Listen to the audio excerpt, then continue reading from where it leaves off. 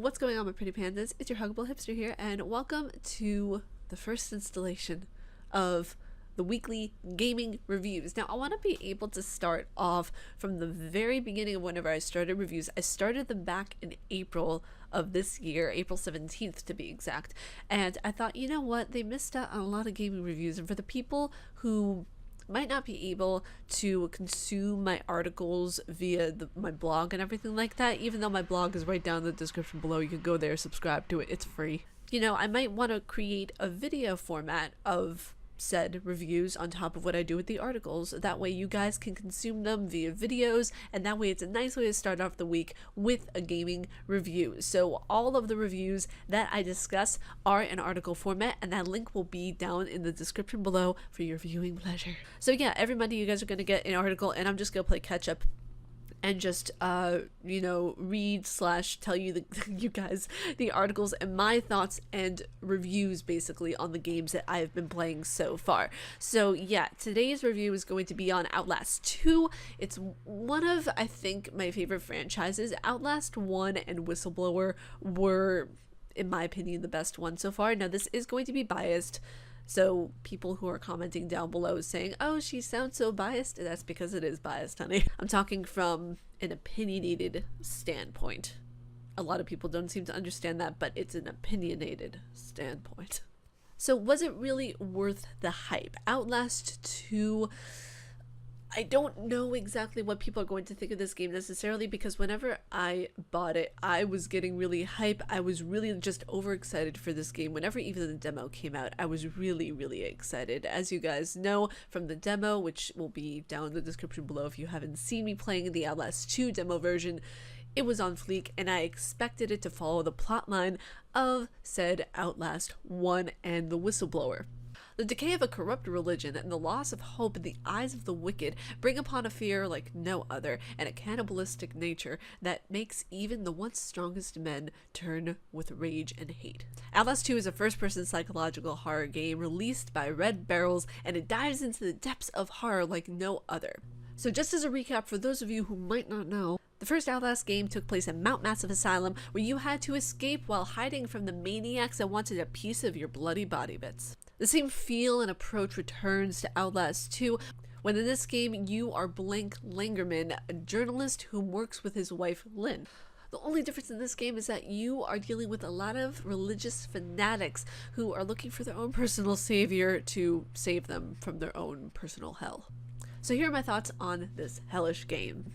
Even though the game has the same setup, investigative journalists looking for answers to these mysterious murders, the difference between Outlast 1 and Outlast 2 is remarkably different. During the beginning of the game, you'll experience anxiety of what's to come, a cold shiver down your spine coupled with an unnerving quiet in certain parts of the game. Now, I found that in this game, it was more of a survival horror, kind of like Resident Evil, where you had to plan out a lot of your steps in order to make it to your next point. I was already planning on my steps in the very beginning of the game in order to even think of where I was going to go next. Thinking through every step meticulously, or in some circumstances running with my tail tucked between my legs. When it came down to the halfway point of the game, I felt like I was just running from monsters continuously. I didn't feel like there was any true mission left to the story. I just felt like I was running and plotting and trying to survive, and running and plotting and trying to survive. In this game, as the player and the main protagonist, I should say, you go in between this kind of bended reality in which you are in a school, and then you're in the reality of which you are looking for your wife Lynn. Now, throughout going back and forth between the memories of what is your past as a child in Catholic school and the village, you encounter a monster that you have to run away from continuously. Now, when I say repetitive, I mean repetitive. This monster really likes to haunt you, and it will be annoying, to say the least. Through the madness as Outlast 2, I found myself constantly asking the question, why? Why, Seymour? Just why? Why, or how can Red Barrels put this into a video game? And whenever you're asking that question, it means they're doing a good job. Which actually, if I remember correctly, this video game was banned in Australia, so kudos to Red Barrels. Throughout the game, there were brilliant written notes. A transsexual named Val, who is either to be described as a woman, who is a man, or vice versa, if I remember correctly. But Val is also described as a man in certain circumstances, so it could be either way. And there were times actually when I would encounter Val and there would just be complete silence, but you would still see Val in the distance, and that was the first time I actually felt terrified in a video game, and I never get scared in games. And it left me to become not only terrified of the game, but my own imaginings, because when you're left alone in certain circumstances within the game, you can think of absolutely anything that could be right around the corner waiting for you. The game this time around, it felt different. Not just the area it was set in, but in the way that it makes you feel. Yes, the Outlast franchise was built on the fact that it can make your skin crawl, but it can also give you an outstanding level of uneasiness. In this game, I felt like I was being haunted, watched, and to a certain extent you are. Get into the religious overlaying of this game that it contains. It might get into the bit of the nitty-gritties, so stay with me, folks. From the moment the game started to the moment the game ended, religion was one of the main purpose/focuses of the game. From the notes I read to the cutscenes, and one specific cutscene where Blake goes back to the school that he was in as a little boy, he was with a former classmate, Jessica. Jessica is confronted by the head priest of the Catholic school, Father Loudermilk. Louder. In the game, he is made to seem like a pedophile who has harmed Jessica, but then Blake then is told to leave by the priest to leave Father and Jessica alone for a little bit. Then he finds in a later segment of the vision or cutscene, which is actually an interactive cutscene, he finds Jessica's body at the end of the staircase with Father Loudermilk at the top staring down. But here's the interesting part. The creature that has been seen in the halls in the school, whenever you're playing the game, the creature that goes back and forth, and the first time I saw it scared the ever-living crap out of me. That creature that's terrorizing you in the halls, could that possibly be Father Loudermilk in his truest of forms? Now, the priest is placed at the top of the stairwell, and when you immediately turn around, it is that creature chasing you. So, theory? Who knows? One very unique thing that I also found in this game is not every character wants to kill you. Let me explain. It's one of the brilliant things about this game. There could be characters that just want to have you around as a toy. They're just characters that want to mumble different, phrases from the Bible at you. They're just different characters that are crazy. And like very similarly in Outlast 1, if you do certain things to annoy them, it will get you killed. Some will yell at you, some will just leave you alone, other times the monsters will chase you, but most of the time it's really just a toss of the dice. You don't know what you're going to get. Now let's get into some of the mechanics of the game really quickly. Now you can crouch to hide, you have a camcorder, much like in the very first game, a lot of the controls are very similar. And in this game, much like the very first one that Red Barrels kept, you have a feature where you can record things on your camcorder and then have things kind of in there like a notebook the way you did in the very first game, but except it's on a camcorder.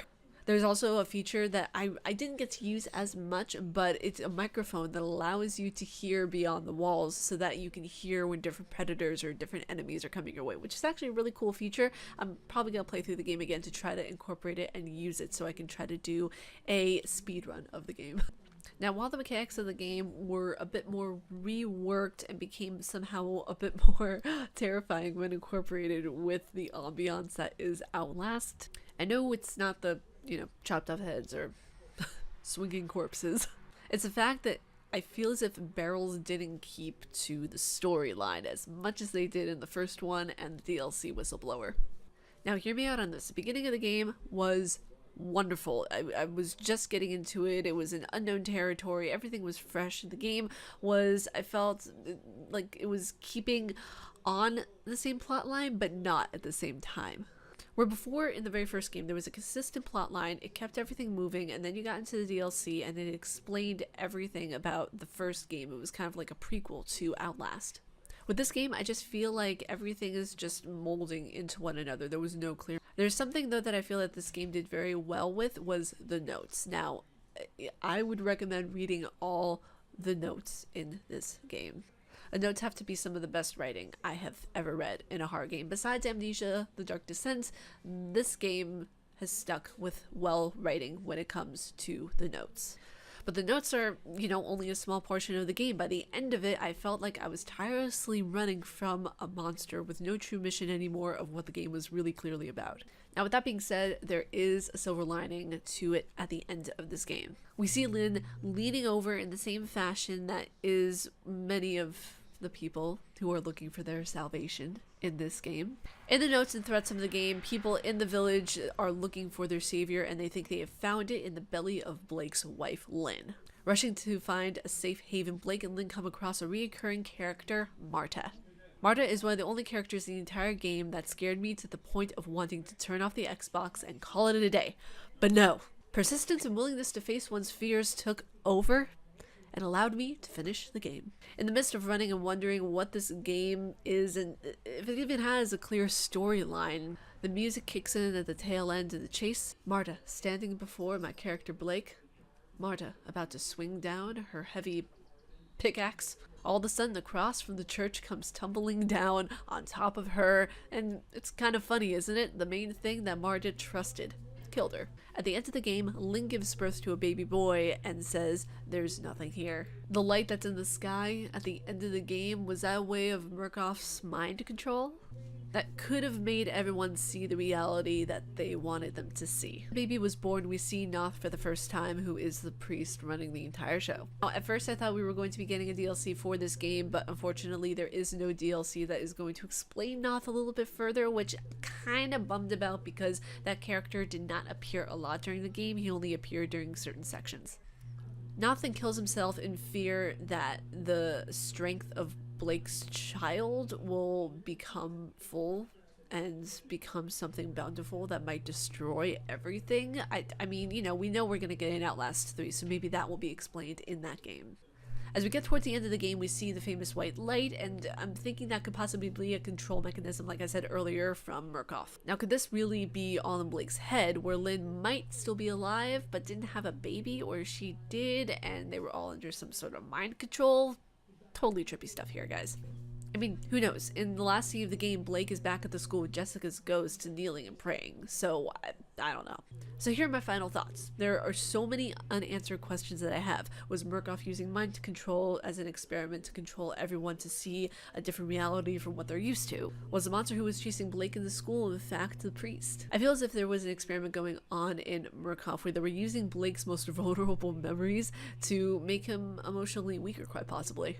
All in all, this game, I thought it was a wonderful game, you know, like I said, the story was lacking. There were things that could have been added to add more of an oomph and more of a oh my gosh aspect to it.